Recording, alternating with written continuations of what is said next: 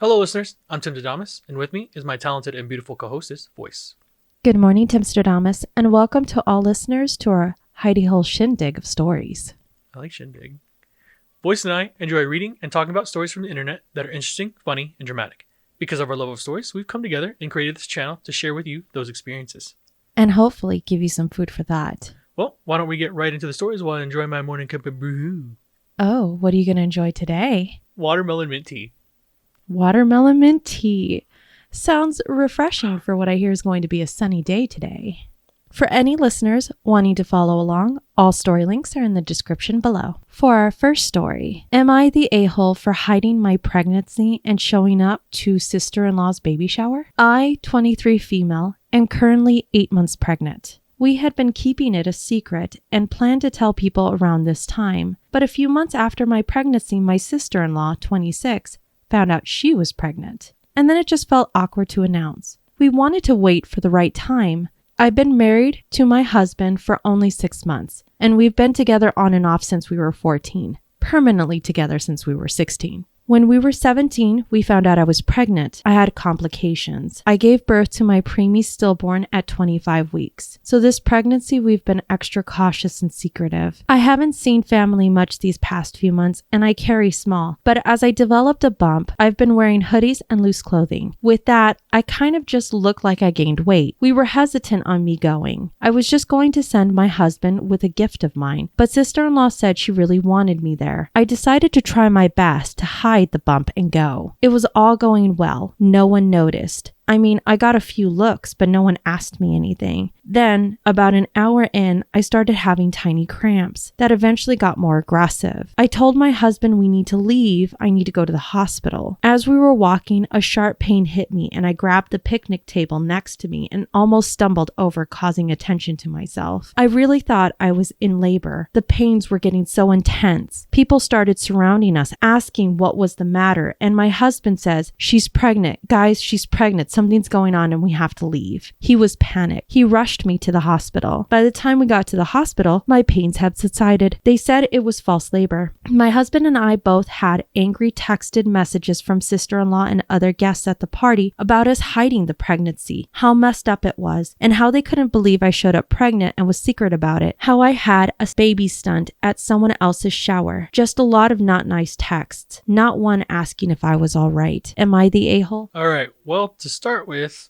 is the spicy meatball It is. of a story you picked. So for clarification, she gets pregnant, but she's pregnant before her sister is. Correct. She's about, I would say, somewhere between like 7 to 8 months pregnant when she finds out that her sister-in-law is pregnant. But I guess she wanted to let the family know at 8 months that she was pregnant. And because of what had happened before, she said that they had a stillborn, unfortunately. Correct. They were just kind of taking everything cautiously this time around.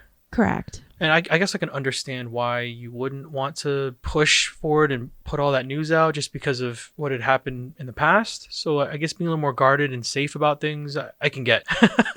I think it's funny the way everything kind of played out for them because she was trying to be respectful of her sister's party, right? I think is what it sounds like. Right. Is she going there with all the intention? She's wearing baggy clothes to make sure no one knows. So she's not trying to draw attention. But then like the worst case scenario happens. She has the stomach cramp. Correct. And then all hell breaks loose. Everyone's like, her husband's like, "Oh my gosh, she's having a baby." And the cat's out of the bag at the party. Correct. At the sister-in-law's baby shower. Okay, my fear is that she subconsciously like wanted this to happen this way to like kind of grab the attention. But in my mind, I don't think that she was trying to do that. But in the back, there's that little thing that's like, maybe she wanted this. Maybe she chose violence. So, maybe. But honestly, I think in my mind, she's probably not the a-hole in this situation. It was just happened that unfortunately she had the cramps. So, Reddit says that she is the a-hole. Okay. So they say it's completely her prerogative if she wants to keep it private. But the moment that she decided to go to the event so close to a time frame where she could potentially give birth makes it seem like she wasn't putting into mind of the repercussions because she hasn't told anybody. And it kind of hit past that point of telling people. Sure. So all of Reddit says she should have just stayed home. You know, anytime if you're worried about potentially having a miscarriage, going to things like parties and stuff should be like the last thing on your mind to even begin with. Okay. Regardless of what anybody says. She should have just had her husband go and say, you know, she wasn't feeling well or something came up if she wanted to continue to keep it quiet. But in this way, it took from an event that didn't have anything to do with her. Sure. And kind of became about her. So it kind of makes her the a-hole because she should have seen it potentially coming. Okay, I can see it from that point of view. That's why I said like the little thing in the back of my head was like, she wants the attention somehow, but I can understand what Reddit's saying. Well, it seems like we had a little pregnancy scare. So let us go over to some issues between a husband and a wife. And on for our next story. Am I the a-hole for not telling my husband about all my reward points cards? I, 29 female, have been married to my husband, 30 male, for 9 years. I am a stay-at-home mom with 4 beautiful children, 8, 6, 4, and 2. My husband makes $150K plus a year, but decides where every dollar and cent goes. 50% to day-to-day expenses, 25% to the children's education savings, 10% to family savings, 7.5% to his personal spending, and 7.5% to my personal spending. Any bonus he makes or money back from taxes goes immediately into retirement. Doing it this way leaves us no money for vacations or big trips. Since we got married and moved in with each other, I have been completely responsible for all the shopping, whether it is clothes, groceries, furniture, or whatever else. I learned very early on with the help of my mom how to coupon clip and how to use points cards to their maximum potential. I usually get 2 or 3 different rewards points and save 10 to 25% per transaction I do. My husband only knew about the coupon clipping, not the rewards points. For the past 5 years, I have been going on a girls' trip with my family every year. I have been telling my husband that my sisters, sister-in-laws, mom, and grandma have been paying for me to go since I can't afford it. But in reality, I have been using the rewards points to pay for the ticket, using rewards to pay for our groceries, and using my difference to pay off my credit cards so I am able to go on the trip. This year, my brothers, brother-in-laws, father, and grandfather decided to do their own boys' trip and invited my husband. My husband told them that unless they can help him as the girls help me, he would have to decline the invite. My brother responded to him with, "What do you mean? She says you pay for her to go." My husband confronted me about the situation, and I confessed to him that what I had been doing. He was extremely hurt, saying that all these points we could have done a lot more as a family rather than just one person hoarding them all to themselves. And if I set him up with his own credit cards to get even more points, it would have been a lot easier for us to do big family vacations. My entire family has been calling me selfish and a jerk for not being more open about the points, but I feel that work very hard to get to the point levels I have gotten to, and that making them more open to use would burn through them quickly and not allow them to be used for bigger things. Am I the a-hole? You found another good story to stack on the first one. So this one is Unique? very unique. Not easy, even in the slightest. Because, all right, the OP, she's learned how to penny pinch and save and use coupons And rewards points. and reward points at a very high level, it sounds. Okay? This is 5D chess. Yeah, no, she's playing it. And it sounds like she's very good at it. So, but it sounds like everything's kind of been put in her court, right? She's the house mom, so she's taking care of everything. It sounds Correct. outside of going and making the money. But yes. She's arguably sometimes it's just as important to learn how to spend that money wisely as it is to make that money, right? Because if you don't have both, it can get lost. They have 4 kids, so she's pulling her weight there. The issue is, like, I can see it in my mind where she's working really hard to like save and do everything the right way, but it only goes to benefit her, not the kids, the 4 kids, and the dad who's also working. Correct. So that's where I'm like, darn, because in my mind there's this little devil on the side going, but you did it yourself. You worked for these things. Like, you've learned this is your payoff for you being as studious as you have been. Okay, right? Gollum. Yeah. My precious. But I guess I have to say that she's the a-hole in the situation. And I say that very like half-heartedly, I guess, because I understand that she feels like it almost sounds like she's owed these things because she put in the work for them, right? I also understand from her husband's point of view that could have been used to save up for a big family trip, and that's time and memories that you don't get back once they go. So I think one of the things to also put into consideration, he's not actually asking to take her rewards points in anything that she saved. He says that she could have shared the knowledge so that he could have been using his own rewards points. Okay, so then I still stick by what I said. She's definitely the a-hole for not, at least I guess in this situation, sharing the information. All of Reddit also says that she is the a-hole. In fact, there is an edit and an update on some of this, and it goes, I wanted to clarify some things before I get to the actual update. Yes, married young. It is a common practice in my religion. We have known each other and have gone to the same church since we were 10. We dated while we were teenagers, but always knew we wanted to marry each other. He proposed to me the second he saw me after coming home from his mission, and we got married 6 months later. This was exactly what I wanted. My husband is not abusive. While he does dictate how much we spend and on what, he doesn't even look at the accounts except for maybe once every 3 months. Almost everything is automated. I know more about what goes on in that account than he does. He does not hold the money over me. He is also one of the sweetest, most caring, loving individuals I have ever met. He regularly volunteers for the community and our church, helps out regularly around the house, makes sure to spend time with each of our children, and make sure I feel loved and wanted. Me being a stay-at-home mom is not free childcare. I am taking the time to watch over my own children. They are as much mine as they are his. Saying it is free childcare would be like calling my husband a free gardener every time he mows the lawn or calling me a free maid every time I clean the house. I agreed to the budget early on. It seemed like a good plan, and we agree that it would change and grow as our family does and he moves on in his career. Now on to the update. If I filtered all the he is abusive posts out of the rating, it is clear that I am a jerk. I honestly don't know why I lied about it in the beginning, but I know I carried on the lie because of the shame and fear of disappointing or hurting him. When I found a way to go on these girl trips, I was proud of the fact that I was able to do it my own way, which is why I got selfish with the points.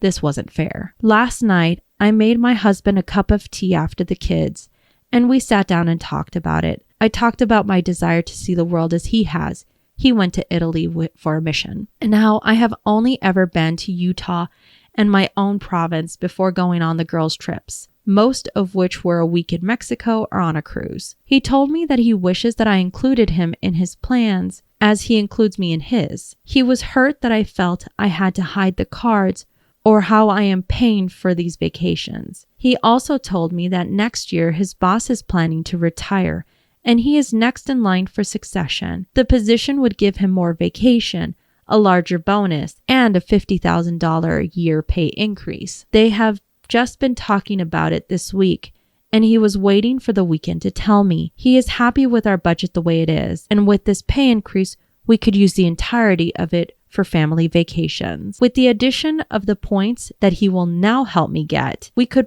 probably go on 2 big trips a year. This made me feel a lot better about the future. So this weekend, thanks to someone who posted that I could be doing better, we are modifying my points gathering, applying for some new cards for him, and planning our first real vacation as a family for next year. I cried when I read a lot of the posts. I felt a lot of shame for how I behaved, but I also felt very sad that anyone could think my husband was abusive. Please ask for more clarification before jumping straight to the he's abusive, leave him, or prepare for him to leave you. Not everyone is like that. That was actually a really good update. Well, let us continue on with another kind of relationship. Not as serious, but let's go to boyfriend and girlfriend instead. For our next story, am I the a-hole for defending my friend who was fat shaming my girlfriend? My girlfriend and I have been dating for a few months, and for a double date, we went with my friend and his girlfriend to go rock climbing. I don't know the first thing about rock climbing, so he did all the rope work and taught us to belay. It was pretty thrilling, and my girlfriend was a little scared, but enjoying it. He climbed up, bringing the rope up, set anchors, and we just top roped. We hiked to another part of this canyon, and he said this was the place him and his girlfriend repelled. Not sure if that's how you spell it. He said it was amazing but dangerous and was explaining the rope set up to do it. He joked it was the climber's aversion of a couple's trust fall. My girlfriend asked if we could do it since there was still some time left, and he said it was dangerous and that it needed to be done with 2 people. My girlfriend looked at me and I said I was down for anything, and the friend looked uncomfortable and told her any weight difference over about 50 pounds between the 2 people isn't a good idea, and ideally the weights are as close as possible since we would essentially be balancing each other out. He said there were safer techniques. Samuel is just faster. My friend and his girlfriend are skinny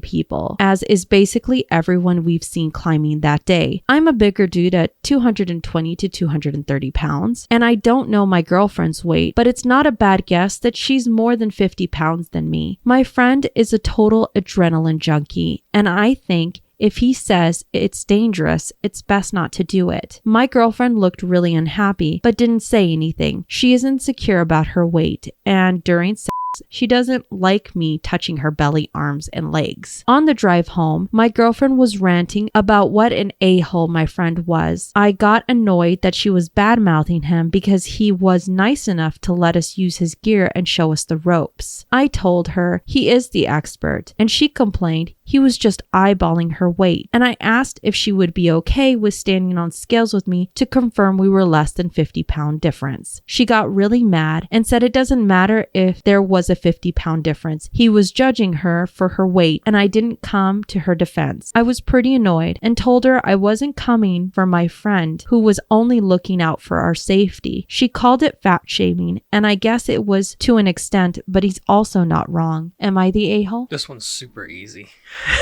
DOP is definitely not the a-hole. His friend sounds like a really cool person. If they're showing you the ropes and he's letting you use his equipment and he's letting you know that something is not safe to do, it's not because he's trying to fat shame someone. I'm sorry that she took it that way, and it kind of sounds like she needs to start getting a little better grasp on what that means. I mean, obviously, when you say those type of things, the definition could mean something very different to each and every person that says fat shaming or any type of shaming.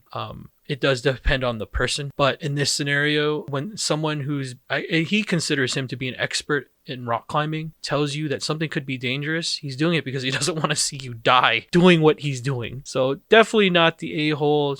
I'm sorry she took it that way. I'm sure it hurt in the moment, but she needs to start looking at life a little bit differently when it comes to like those type of things. When an expert tells you something, it's because they're trying to look out for your best interest, not because they're trying to hurt you. And all of Reddit does agree. You're very close to exactly what every Redditor said, which was, in this case, he's considered an instructor. Okay. And all that he's there is just to go ahead and look out because they are novices. And with his experience, he would know, especially when it comes to something that is considered a very dangerous sport, that his advice shouldn't be taken at a context of emotional sensitivity. Of course, it would hurt to be told the truth sometimes, but by no means was he attacking her. And no means did he say that she was morbidly obese or fat. He was just saying that there needs to be a less than 50-pound difference between 2 people for this one activity. And based on what he sees, he doesn't believe that they're within that. Whether it's he thinks that his friend is bigger or she is bigger, he never pointed it out in the poster's wording. He just said that there needs to be a less than 50-pound difference. And that's what it kind of comes back to, is it just sounds like, unfortunately, she got sensitive on a topic that she appears to be very self-conscious about. It just needs to be something that she needs to either work to make sure that the both of them are closer in weight together so that they can do this, or just work on her self-esteem and know that there are just some things that she can't do. I'm sure she's younger, and maybe hopefully she'll learn some of those things going forward. So these boyfriend and girlfriend relationships. Let's go to another one.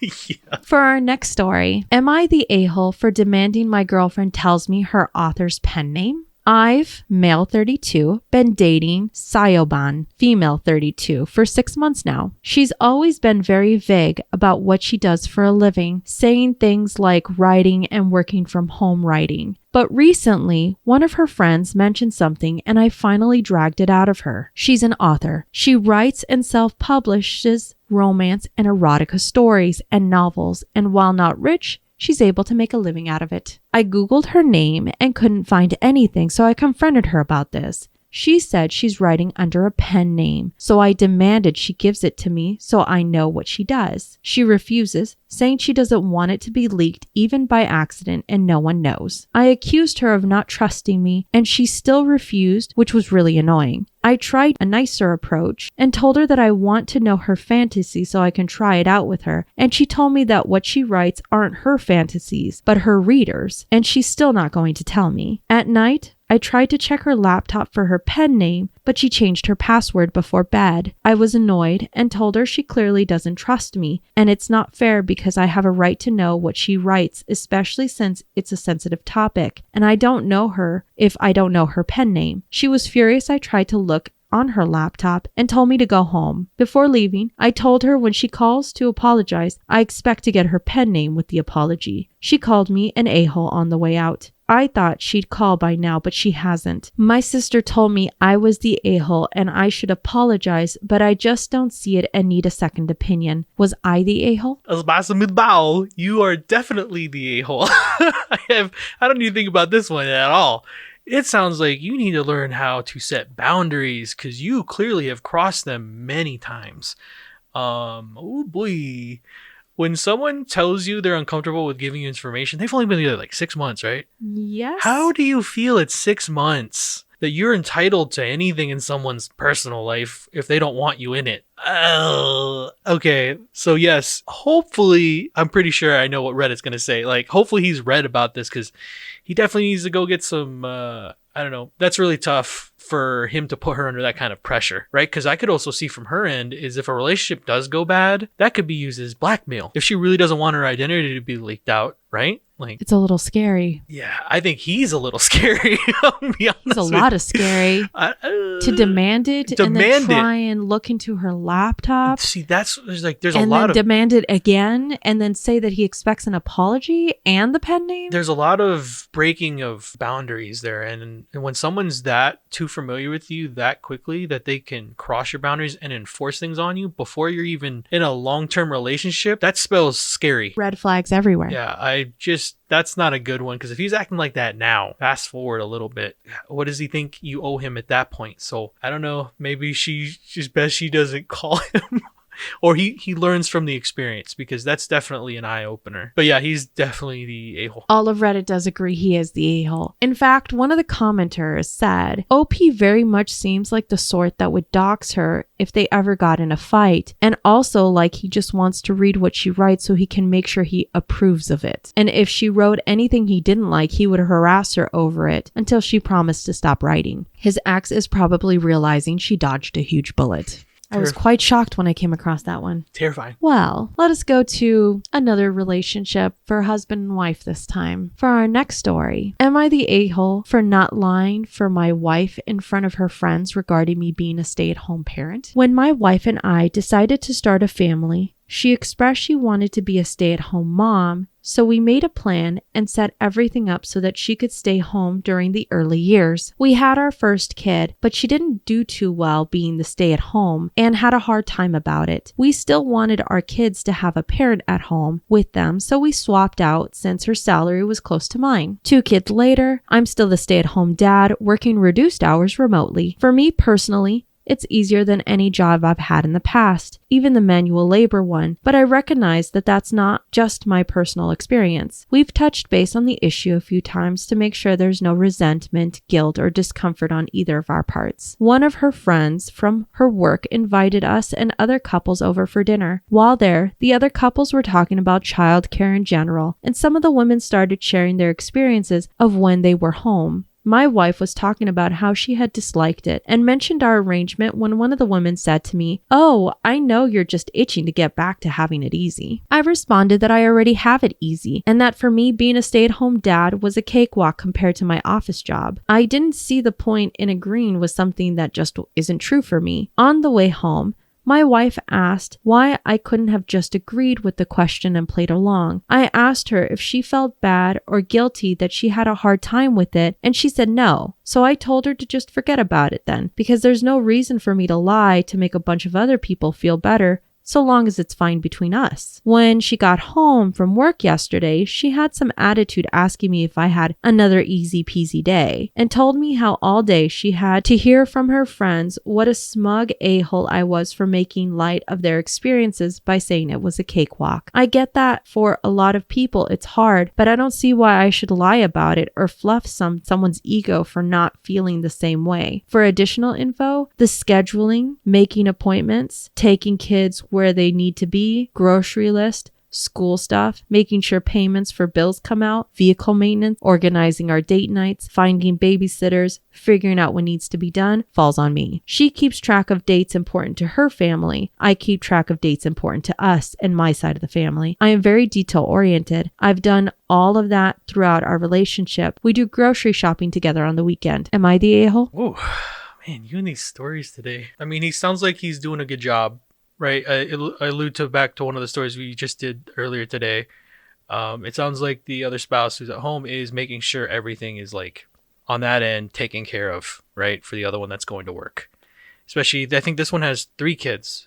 I guess my gut says, I mean, if I was in that situation and a bunch of people were telling me how hard something was, but that I found easy, especially if we're at like a dinner party, I think this was, or some type of get together anyway, where all her work friends were there and they're explaining their experiences of how difficult said experience was. I guess for me, I would have played along and been like, yo, yeah, you know, it's hard. But I can also understand for people who are just trying to be honest. It just depends on how he went about it though, right? Because I don't see there being anything wrong with him saying, oh, I actually find this easy. Because for some people that might be easier than it is for us. The way he said it is it's not all experiences are shared and they're not all the same. You can handle one task and hate it, but the next person might love every second of it. So I don't see why it's a bad thing for him to have said it. My thing would be in the tone he took, right? If her friends are saying that he was very smug about it, then maybe something went on that he's not really telling us about. That's kind of the way I'm looking at it. If he was smug about it, he's definitely the a-hole for like kind of dunking on them in the middle of their little shindig. But if he was just being honest and straightforward about it, then I don't see why he would be the a-hole. So I guess I'm going to go to he's not the a-hole because I don't have a whole lot of other information to go off of. Well, all of Reddit does say that he's not the a-hole. So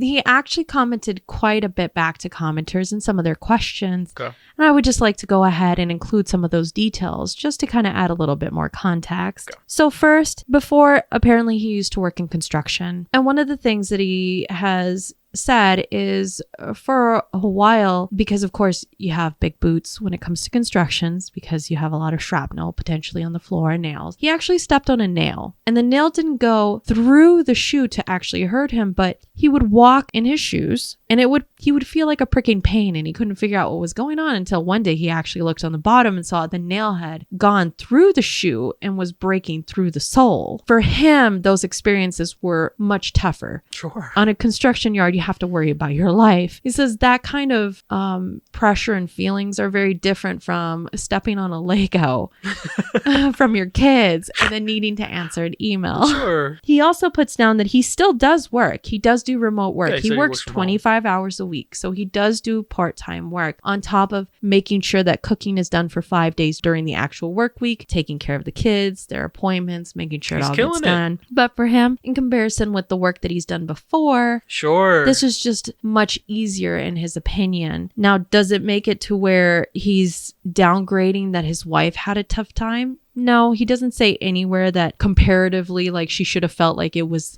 Sure. easier. But for him, he's never put that in any of his comments. He says he doesn't enjoy doing this. It's not something that he derives a bunch of joy from. He just says compared to all of his previous experiences, this is more manageable than what he's had to deal with in the past. He sounds very detail oriented, so he's thriving in that structure. I guess the one thing is it sounds like the poster doesn't like to lie, not even when it comes to a social settings where you sometimes have to do the white lies just to get through the party without the issues. In some ways I can understand it. I totally side with Reddit. He's not the a-hole, and honestly, his wife really shouldn't be treating him any different. Well, let us go on to our last story, and it's a doozy. No, they've all been doozies. Am I the a-hole for telling my fiance that my friend's trauma is more important than her comfort? This is a doozy. My best friend lost a parent a year and a half ago, which led him to a mental health crisis. Our friend group has been picking up the pieces ever since. He's doing much better now that he's in therapy, but he's definitely gone through it. What has complicated matters worse is my fiancée. It goes without saying that I love her, but she is the definition of a busybody sometimes. My best friend is a very private person. She knows something happened with him, but she doesn't know the details of what that something is. She probably never will. But because she is around me and my friends often, as my fiance and I live in the same house, she hears bits and pieces of the story and presses for more information. I try to circumvent this as best as I can. For example, I step out of the room for specific phone conversations, but still, it's hard to limit the discussion about it sometimes. If it's necessary, we bring up and she's around in person, we'll refer to it the Nolan situation without giving specifics. Nolan will stop by my place at night when he can't sleep. This doesn't happen all that often. Maybe twice a month. He'll text me or call me saying he's outside. I'll go sit with him and maybe smoke a little bit. Then he'll head home. I'll wait up until I know he got home safely. Then I go back to sleep. My fiance hates this. She claims the phone calls always wake her up. They don't. She just sometimes happens to wake up for the bathroom while I'm outside. And that me not being in the bed is alarming. This brings us to last night. Nolan stopped by, and when I came back inside, my fiance said she was putting a stop to it. She said all the sneaking around is making her paranoid. She doesn't feel like she can openly trust me or be a part of my friend group without knowing the details, and that Nolan needs to stop relying on me so much. I told her that no matter whether we're married, dating, whatever, she will never have any ownership over my friend's trauma, and that she was never going to be able to order me around in regards to it. I also said her comfort was less important than someone else's actual physical well-being. She was obviously hurt by this and went to stay with her mom after work today. Am I the a-hole? Edit. She knows Nolan lost a parent.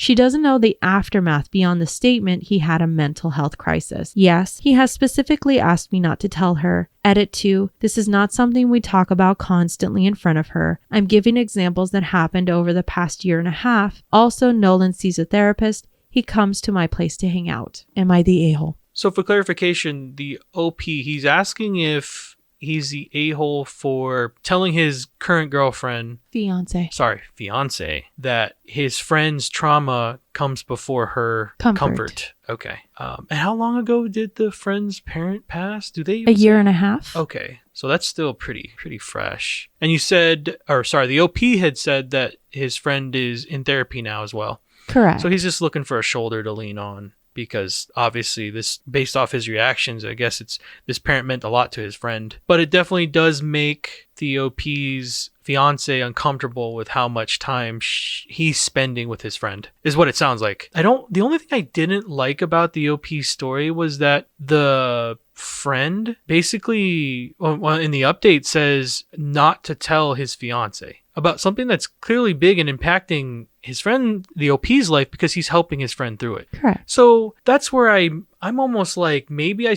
can see it from her point of view, only for the fact that I can understand how someone would feel paranoid or paranoia if you're sneaking around the house with information and leaving the house with said friend doing whatever it is, because apparently he's not allowed to tell his fiance. In my mind is how I interpreted that story. I'm gonna say that, man, this one's tough.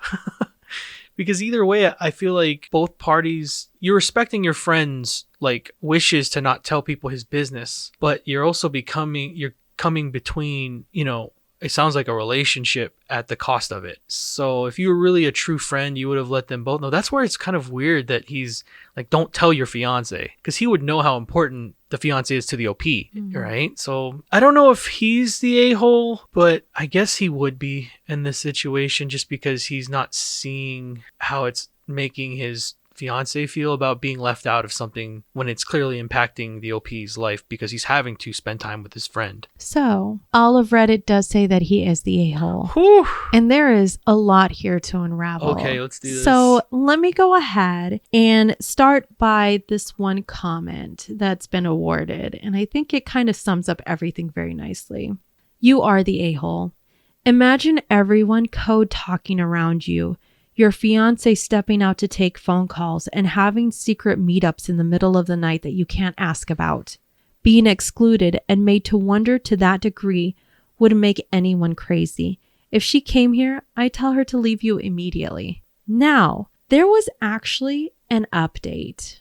However, this update got taken down by Reddit. I was lucky enough to actually read through it, and inside of the comment section, you'll find a link to this update for this whole story. In it, I definitely suggest that the listeners peruse through the comments, but I will go ahead and provide you over with what the whole ordeal entailed, since I actually read it literally a few minutes before it got taken down. In this, the poster actually put down that he sat down with his fiance and they had a good talking through about everything. And throughout all of this, they decided that the relationship was ending. Our poster said his friends would always come before her. Wow. Period. End of story. And this will always be a precedent in his life, regardless of whoever is going to be his significant partner. The way that he was describing his relationship with Nolan, and a lot of commenters picked up on this, felt like it was more than just a friendship. Like, almost like they were soulmates. It was a very odd feeling, but it felt like he was throwing away this relationship, but not realizing that he was already emotionally in a relationship with this Nolan person. I hope for the fiance or ex-fiance, I guess in this case, that she's able to move on, because clearly the feelings weren't reciprocated the same way. And I think it's really important that that just be the first and foremost in this case. I hope that the poster and Nolan, who knows, maybe they are soulmates. Maybe they just need to see eye to eye and kind of get together at this point. Because a lot of commenters actually put it in there like, you guys, hey bro, it's either you guys have a really close friendship or it's something more than that. I really love my bro. But hey, it sounds like it's sad that they broke up, but it sounds like they did it amicably and as adults, because at least he gave the expectation that he's picking his boys over his relationship, so at least they knew where they stood, right? Yes. I'd actually like to read a comment from the original post, and this comment got a lot of awards, and it kind of puts things into a novel perspective. Add in OP's comment about the timeline of the relationship, and it's so much worse. They've been together only 2 years, and he proposed a month before Nolan's parents died. And apparently, Nolan hasn't even let her get to know him through small talk or anything. She's been very excluded from anything to do with Nolan. So from her perspective, you meet this guy and you two really hit it off. True love at first sight and all of that. You're only together for 5 months and he proposes. Whoa, maybe a little scary. You jump straight into it like this, but you love him, so you're so excited. Of course you want to spend the rest of your life with him. He has a group of friends who for the most part seems fine with you, but there's this one guy, Nolan, who just completely ices you out. Doesn't even seem okay with you asking how work has been. No big deal though. Not all our partners' friends are gonna love us, right? You're all adults. You can handle someone not liking you. You live together, so it can be a little awkward when he comes over to visit your fiance, but you pull on your big girl pants and deal with it because you love and trust your fiance so much. But then a month later, you hear that Nolan's parents died. Now, whenever you walk into the room, when the group is over, they all shush each other and talk in hushed voices. The only thing you ever really hear is them vaguely referring to the Nolan situation. Your fiance starts taking calls in separate rooms. It seems weird to you, but he usually just answers his phone and talks wherever he is. But no, you trust him. He says he's not up to anything. So bite down the weird feeling you're getting and ignore it. Then, in the middle of the night, you wake up to your partner getting a phone call while he was in bed with you. He tries to sneak out of bed without waking you up, but doesn't realize that the ringer already woke you. You tell yourself it's nothing. You tell yourself you trust him. You go back to sleep. But then a few weeks later,